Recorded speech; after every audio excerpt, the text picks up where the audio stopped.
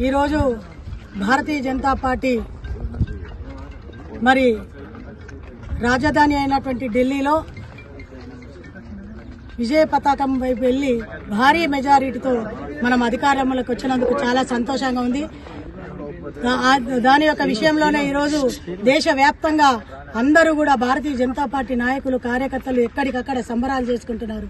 మరి ఈరోజు 27 సంవత్సరాల తర్వాత ఢిల్లీ రాజధానిలో కలుషితమైనటువంటి కాంగ్రెస్ అని చెప్పి ప్రజలందరూ కూడా గమనించి ఈరోజు చీపురు పార్టీని కూడా ఊడ్చిపెట్టినటువంటి సందర్భం మనం చూస్తూ ఉన్నాం. ఢిల్లీలో ఖాతా కూడా తెరవనటువంటి కాంగ్రెస్ పార్టీ అంటే ఏ విధంగా ఈరోజు భారతదేశ ప్రజలు ఏ విధంగా మోదీ వైపు ఉన్నారో అందరికీ అర్థమవుతున్నది. ఎన్ని విధాలుగా ప్రగండాలు పలిపినా, ఎన్ని మోసాలు చేసిరో, ఎన్ని అబద్దాలు చెప్పిరో, ఎన్ని వాగ్దానాలు చేసి ఈరోజు కాంగ్రెస్ పార్టీ కానీ మోసం చేసింది అనేది తెలుస్తానే ఉంది ప్రజలకు.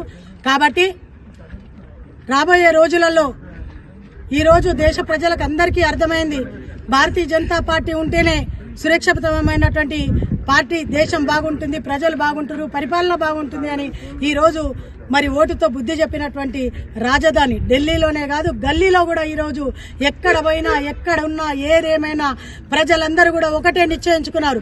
ఏ ఎలక్షన్ వచ్చినా ఏదొచ్చినా పువ్వు గుర్తుకి భారతీయ జనతా పార్టీకి ఓటు ఇస్తామని చెప్పి ఈరోజు ప్రజలు నిశ్చయించుకున్నారు. కాబట్టి ఈరోజు అక్కడ ఆప్ కూడా ఊడ్చుకుపోయింది.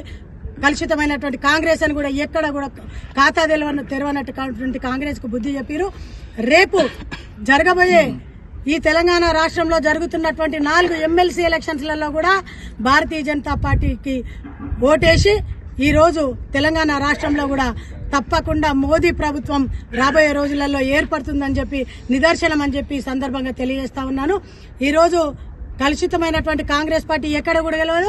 రేపు రాబోయే స్థానికంగా కూడా భారతీయ జనతా పార్టీ నేను సంగారెడ్డి జిల్లా అధ్యక్షురాలుగా నేను చెప్తున్నాను, తెలంగాణ రాష్ట్రంలో ఏ జిల్లాలో ఎక్కడైనా కూడా భారతీయ జనతా పార్టీ పాకా వేస్తుందని చెప్పి సందర్భంగా తెలియజేసుకుంటూ మరి ఈరోజు మోదీ గారికి ఈ యొక్క కార్యక్రమం ద్వారా భారతీయ జనతా పార్టీ మన భారతదేశ ప్రధాని నరేంద్ర మోదీ గారికి శుభాకాంక్షలు తెలియజేసుకుంటున్నాను సంగారెడ్డి జిల్లా పార్టీ తరఫున అని చెప్పి ఈ సందర్భంగా తెలియజేసుకుంటూ భారత్ మాతాకి జై.